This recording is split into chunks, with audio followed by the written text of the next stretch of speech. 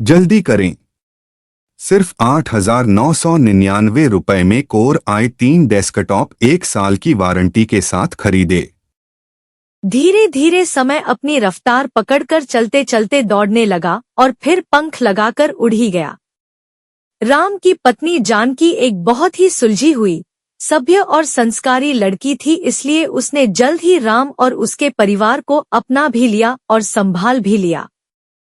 और राम ने अपनी शिक्षा और गांव दोनों के लिए एक बहुत अच्छा रास्ता खोज निकाला, और वह रास्ता था डिस्टेंस लर्निंग का।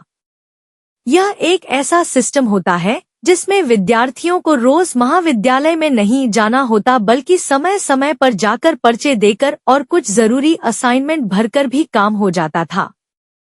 इससे राम को बड़ी सुविधा होती थी। 1-2 दिन को घर से बाहर जाना वह कर पाता था। और यूं करके राम 5 वर्षों में ग्रेजुएट भी हो गया। उनका गांव बम्बई और सूरत के बीच पड़ने वाले रास्ते में पड़ता था। नाम था महिदपुर, काल्पनिक नाम, इसलिए वहां गुजरात और महाराष्ट्र दोनों तरह का परिवेश दिनचर्या में शामिल था। महिदपुर गांव में एक छोटा सा पोखर था जिसका पानी बहुत ही साफ और स्वच्छ था, इतना कि वहां का पानी पी लेने में भी हर्ज नहीं। एक बार राम अपने खेत से थक हार कर थोड़ा आराम करने की इच्छा से घर की ओर चला, जिसके रास्ते में वह पोखर पड़ता है, तो उसने पोखर देखकर सोचा घर तक क्या जाना, क्यों ना यहीं बैठकर थोड़ा आराम कर लूं। बस यही सोचकर राम पोखर के नजदीक गया और ठंडे पानी से पहले अपना मुंह और फिर क्रमशः हाथ पैर धोकर पानी को हाथ से इधर उधर हिलाकर जी भर के पानी पी लिया। फिर अंगोछे से अपना मुंह पोंछते हुए वह सामने देखने लगा, जहां दूर दूर तक एक और घना जंगल था और दूसरी तरफ गेहूं की पकती हुई फसल जो अब तक सुनहरा रंग अख्तियार कर चुकी थी। उसे अपनी लहलहाती हुई फसल बहुत अच्छी लग रही थी। वह देर तक फसल निहारता रहा। फिर उसे कुछ भूख का एहसास हुआ तो वह देखने लगा कि आसपास कोई फलदार वृक्ष हो तो कुछ रसीले फल खाने का आनंद लिया जा सके। कुछ ही देर ढूंढने पर उसे एक आम का पेड़ दिखाई दिया, जिस पर कहीं मोर महक रहे थे और कहीं कच्ची पक्की केरी। होली आने में अब भी कुछ दिन बाकी थे और इस समय केरियां भी कच्ची ही होती हैं। खैर, उसने कच्ची केरियां तोड़ी और उन्हें धोकर अपने साथ रखी कलेवे की पोटली खोलकर रोटी खाने लगा। खाते खाते वह कभी खेत को निहारता, कभी पोखर को और कभी सामने खड़े आम के पेड़ को। आम के ठीक पीछे एक बरगद खड़ा हुआ था और जहां राम बैठा था वहां से उस पेड़ को देखने पर ऐसा प्रतीत होता था जैसे बरगद ने आम को अपने साए में मजबूती से थाम रखा है। बस वह दृश्य राम के मन को भा गया और उसके मन में एक अनजान सा सपना धीरे धीरे पलने लगा। कुछ दिन बाद उसके आखिरी वर्ष की रिजल्ट और समापन समारोह होना था, जिसमें वह जाने वाला था।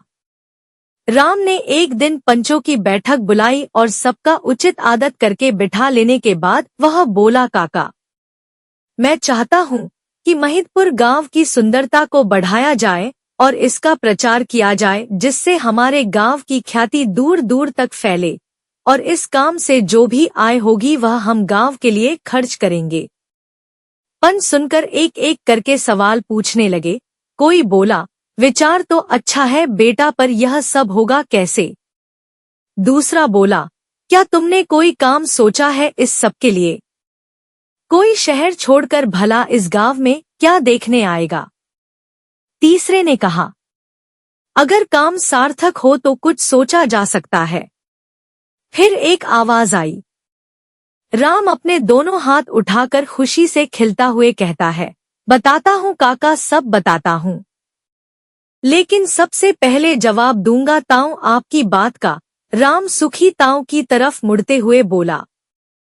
सूखी ताऊ की आंखें चमक गईं।